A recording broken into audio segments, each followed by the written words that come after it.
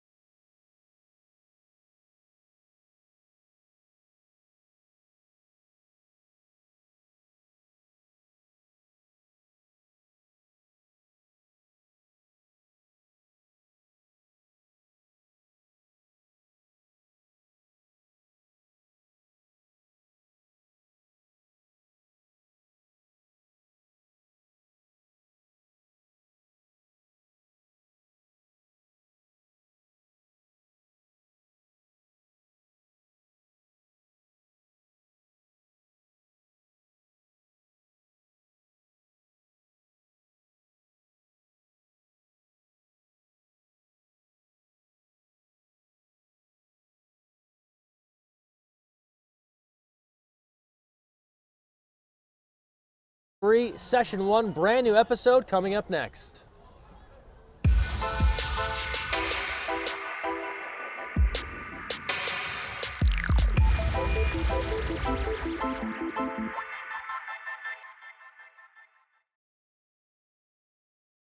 Another live counterattack at JO's, powered by Water Polo Nation. We are winding down day 3 of session 1. We are just hours away from medal round competition right here at Stanford University and around the San Jose area. Championship division wrapping up here. Games still going on ahead of the fence here at Stanford as teams battling to get into those medal round matches tomorrow. We have a great show coming up for you here. Tonight we will talk with Trent Calder from UC Davis and the head coach of the USA men's team at the recently completed UANA Junior Pan American Championship. But first we're going to get into scores, right? We're going to look at what has happened so far today on day 3, session 1 of the Junior Olympics. In golf tournaments, they have what you call moving day. Here at JO's, you have that day where you find out, are you going to play for a medal or are you not? Let's take a look at some of the early results here. We start first in the 12U Championship Division. Teams moving right along. Laguna Beach, a couple of shootouts here. Laguna Beach over Trojan, Rose Bowl edging LA Premier. San Diego Shores just a little bit better than OC, WPC, and then a couple of lesser tight games. American River, La Jolla moving on. We go to 14U Championship Division here. As we take a look at more scores, Huntington Beach, they are moving on. Riptides and Chelsea Piers, a little East Coast action there. Florida versus Connecticut. Greenwich falling in a shootout in a San Diego battle. Del Mar over San Diego Shores. On to 16U in the championship division. San Diego Shores A over 680, a little SoCal versus NorCal. Foothill, 2 goals better than Set. And Shack, big expectations on this Shack program at the 16 and 18U levels. They're over Riptides 13-9. And last but not least, 18U championship. Still some games going on, but here are some pivotal outcomes as we take a look. We talked about that Shack A team. That's a big loss to Vanguard, 8-6. That was that Shack team that was hoping to do some things coming off of a CIF title. LA Premier, 1 goal better than CC United.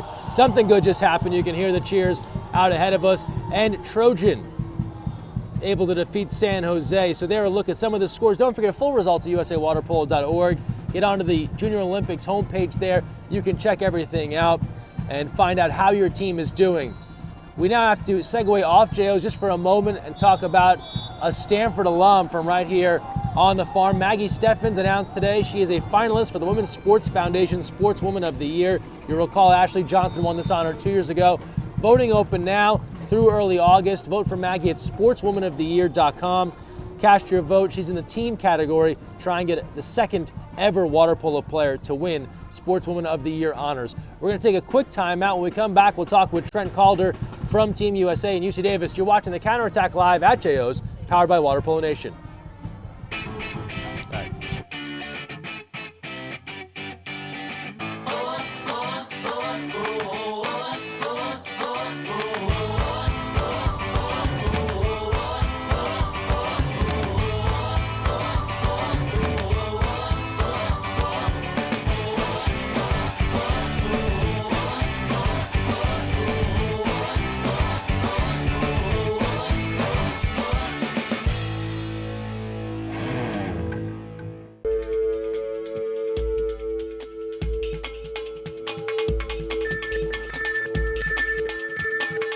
Cap 7 is the proud sponsor of USA Water Polo.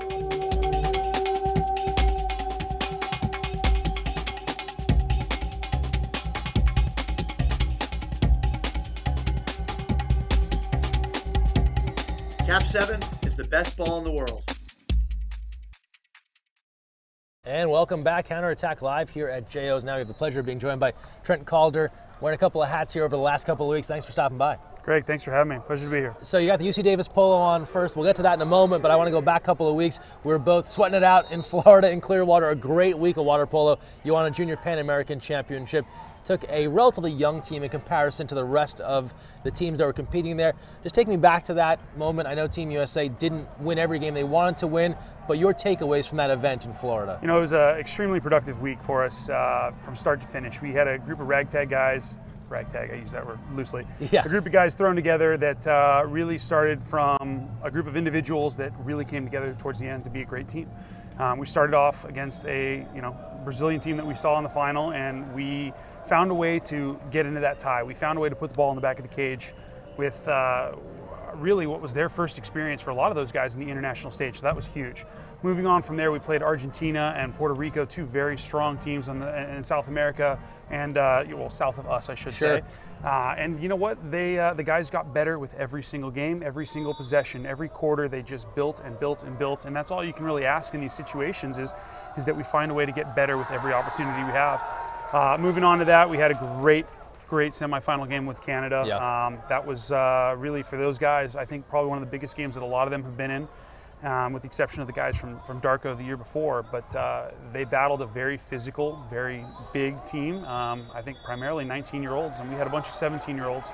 And those guys just stepped up, handled the business, did everything that we asked them to do, and really it was a great win for Team USA at the end of the day. Then we followed that up with Brazil. Yeah. That was unfortunate for us. None of us wanted that to happen, but it was a great learning experience for the team, great learning experience for each one as an individual, myself included.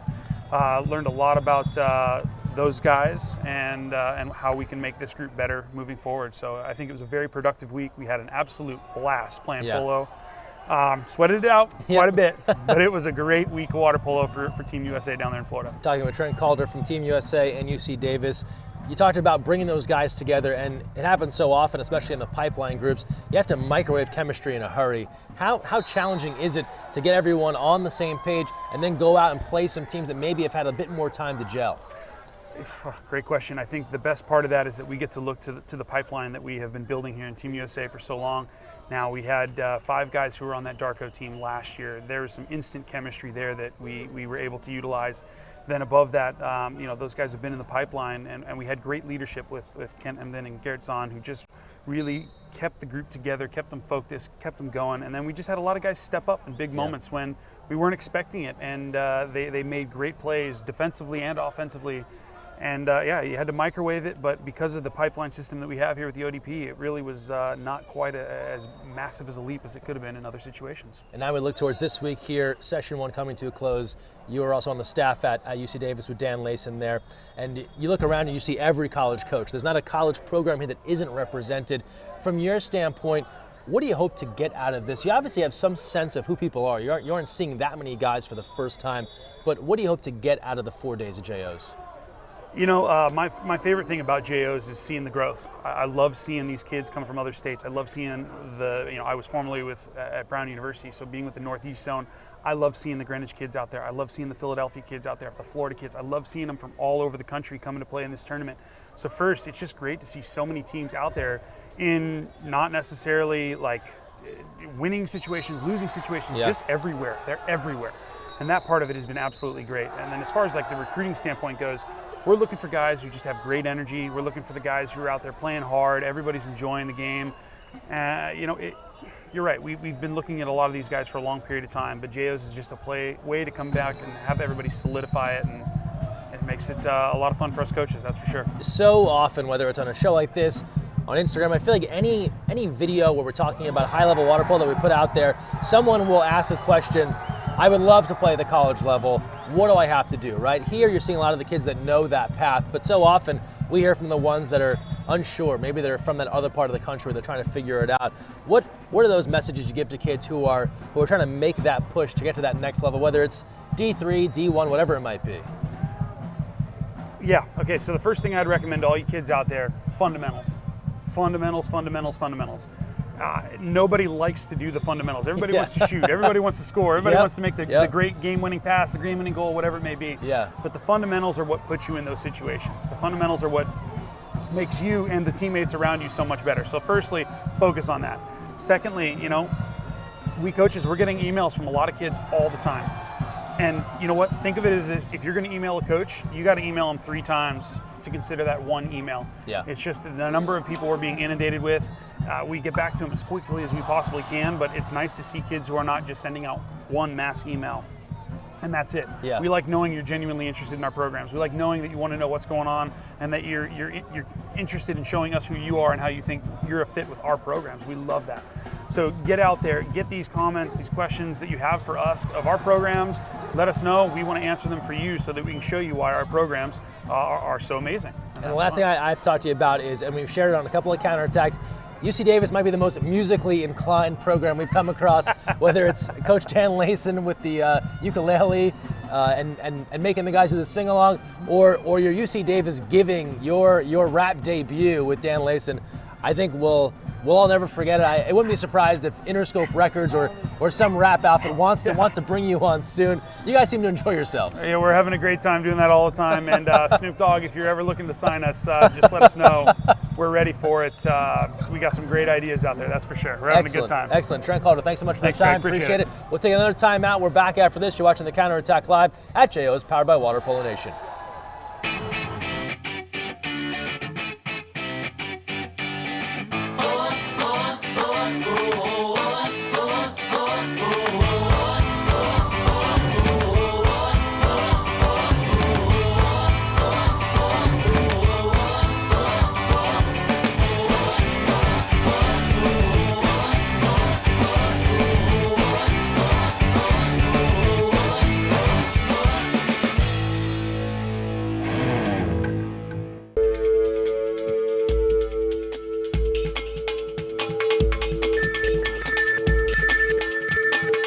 Cap 7 is the proud sponsor of USA Water Polo.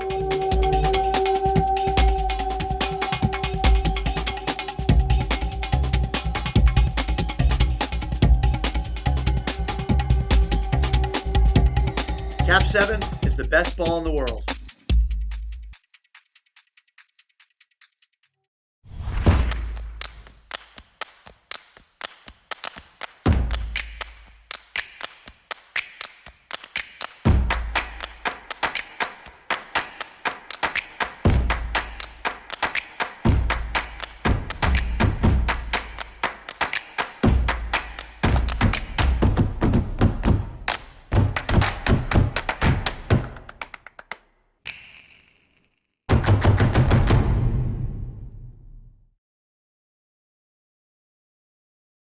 So, you've got your hard-earned money, but you're not sure where to put it. Well, one of the best things that you can do is put it into a credit union. Credit unions are like banks, only better. They offer higher rates of return, lower fees, and are safe and secure. And because they're not for profit, they're all about putting the people first. With credit unions, you're not just another face in the crowd, you're a member. And credit unions are member-owned and member-operated. Take control of your finances. Visit or contact Sea Air Federal Credit Union to find out all of the great reasons why you should join. You never know where the next Olympian might be coming from, but it could be water polo, and that starts with Splash Ball. Splash Ball is a program for children ages 5 through 9 designed to introduce them to the sport of water polo while promoting water safety. Improve swimming skills and learn a sport you'll love for a lifetime. For more information, visit splashballusa.org. All right.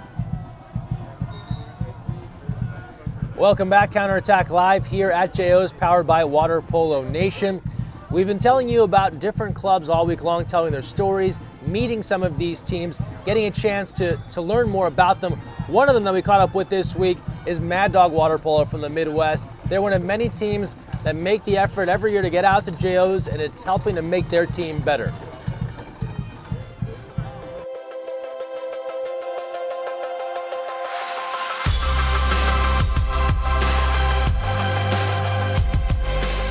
It's just a wonderful opportunity for me to have fun and learn more about the sport of water polo. Personally, I started my freshman year, so I'm trying to take in as much as I can and use that to the best of my ability. So this is, if anything, is just training for me and trying to get better as much as I can.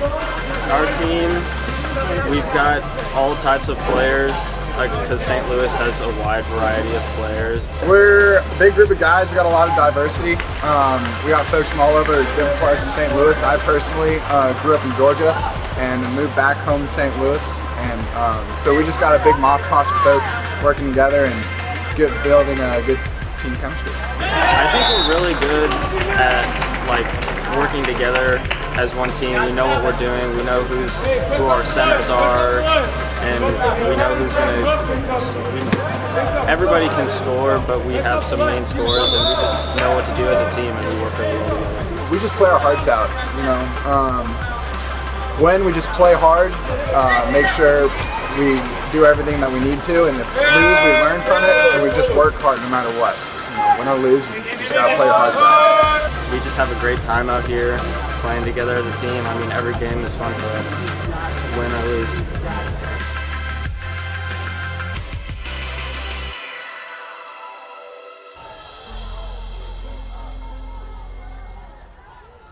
Mad Dog Water Polo love telling their story here on the Counterattack. Got to remind you about big things going on tomorrow. It's championship day here at Session 1 of the Junior Olympics, and that means live coverage on flowswimming.com of 3 different courses. Of course, one of the main ones, Avery. That's where we'll have the championship medal round matches starting at 1 p.m. 12U, 14U, 16U, 18U. Bookending all of that fun. More Counterattacks live here at the Junior Olympics, powered by Water Polo Nation. Special times tomorrow, 12 p.m. Pacific, so before that first medal game, and then 6:30 p.m. Pacific after that last medal game. Planning to talk preview, look ahead to some of the big matchups, and then afterwards catch up with some of the big winners, some of the MVPs, some of the people that took home the Big Fish MVP of the game honors tomorrow here at Stanford. We're excited to hear from those folks as well, and also get more folks on our fan cam here. You can stop by, take a look, check things out, and be part of the show with us right here. Now we're going to segue into our social media send-off. It's the way we end every episode of the Counterattack. Some of the best stuff we have found here on day 3 of the Junior Olympics. We start first with the Renegades Water Polo Club. Fired up. Day 3 results. Taking their quarterfinal game versus Pride. Semifinals tomorrow. They are ready to go. Hugs all around. From there, everybody loves a dog in a water polo cap. We tweeted this earlier. This guy is ready to go.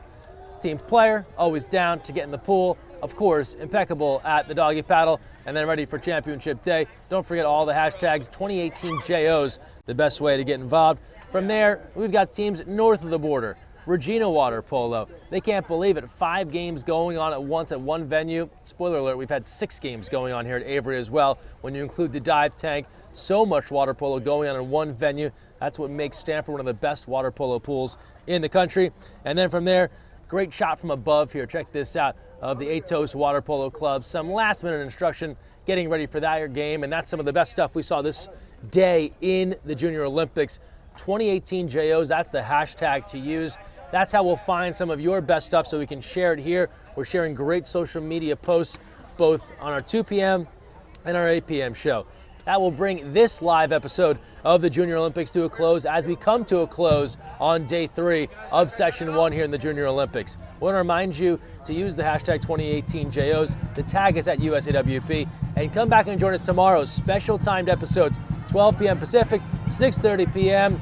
Will the Stanford Marching Band join us? We don't know, but we'll be back here to close out session 1. It's championship day tomorrow. Medals will be awarded. Stay with us. That's all for tonight here at Stanford. Greg Meskel signing off. Thanks for joining us. Don't forget, when you're on the counterattack, look weak side.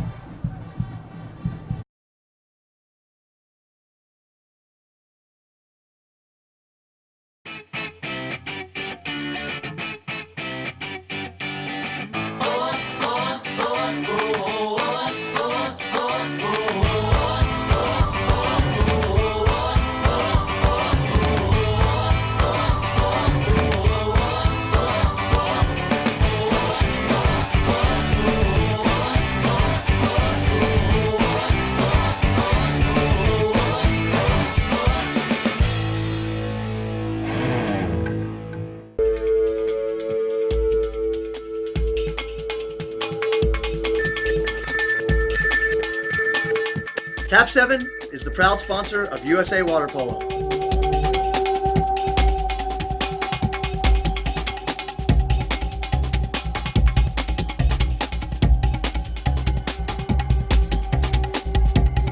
Cap 7 is the best ball in the world.